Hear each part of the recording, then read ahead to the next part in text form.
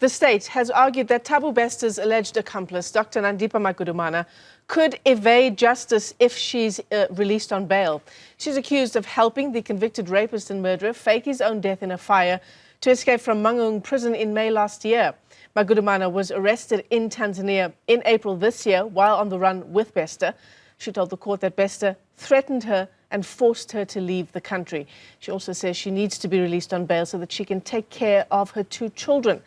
Let's unpack the story further. We're joined this morning by IRS forensic investigator Chad Thomas. It's great to talk to you. Quite a different picture of Nandipha Magudumana in court yesterday compared to the very loved-up appearance in court alongside Thabo Bester the last time. Good morning. Yes, who can forget those very loved-up images in court? It kind of repulsed the nation. One was anticipating them sitting on either end of the dock, not right next to one another, and exchanging those very coy looks.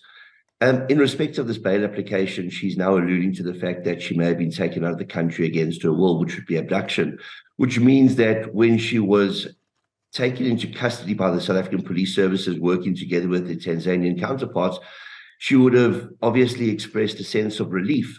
She would have been taken away from her abductor. She would have been in some manner saved or rescued.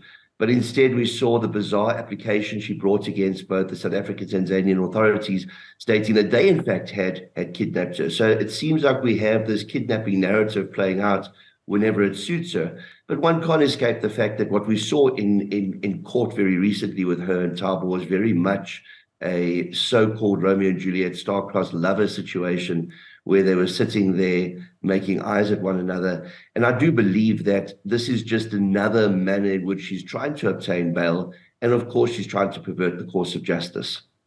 So you reckon this is a strategy, Chad? And what you bring up just now around the application that she brought against these Tanzania, South Africa authorities insofar as the extradition from Tanzania is concerned, where she also brought up this narrative of kidnapping. This is obviously something that the court has in mind.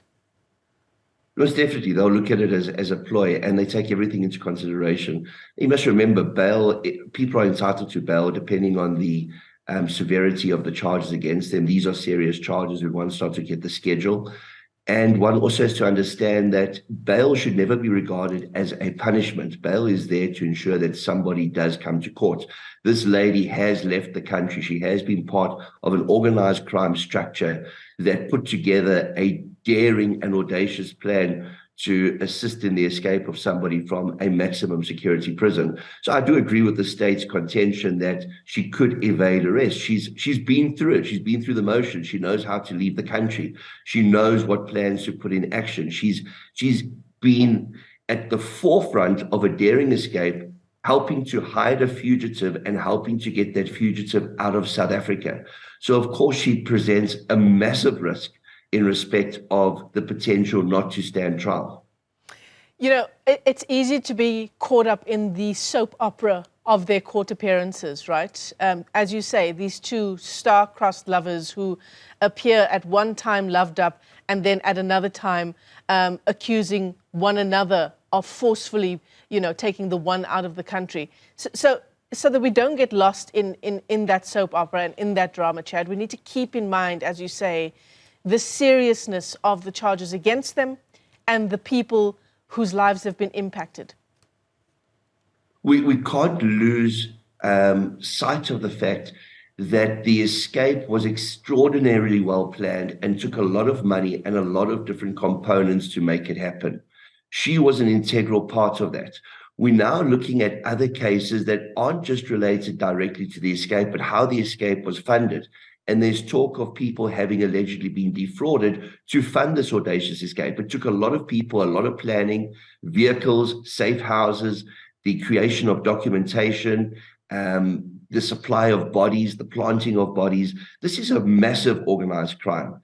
She knows that she has a lot to answer for. She's never going to get indemnity. If she can play the card that she was a victim of battered woman syndrome or she was forced into this, she may play that card. It's not going to work for her. She may be looking to get a Section 204 indemnity or immunity from further charges if she admits her role. That's not going to happen. The state is regarding her as being a very, very important player in all of this.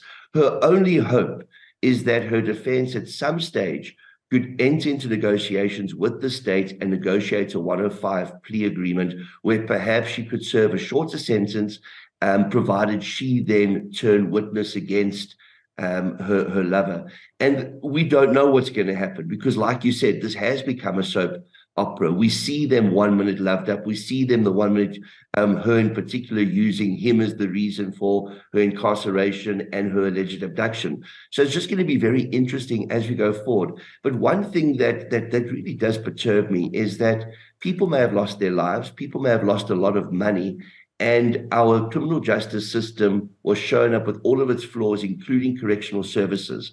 We cannot be drawn into this as a soap opera. We have to maintain our distance as citizens and see justice play out and understand that these are exceptionally serious charges that have brought South Africa again into the world spotlight for very wrong reasons. Yeah, absolutely.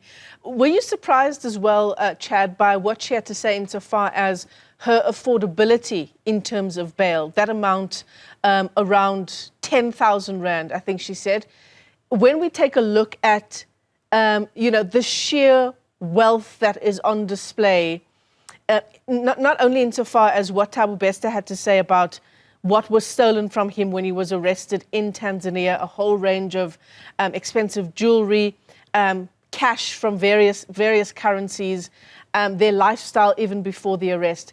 Would the court also be taking that into consideration insofar as its decision is concerned, that she says 10 grand is what I can afford? There could be a number of factors. She could say she hasn't been working, she hasn't been able to operate her practice, people have turned their backs on her, she's no longer able to operate as an entrepreneur. But then again, that ludicrous statement made by Bester is going to come back and haunt them both, because how could he, as a convicted felon with no form of employment, and her as an entrepreneur that was bringing people into various businesses, how could they justify that kind of spend on those kind of items?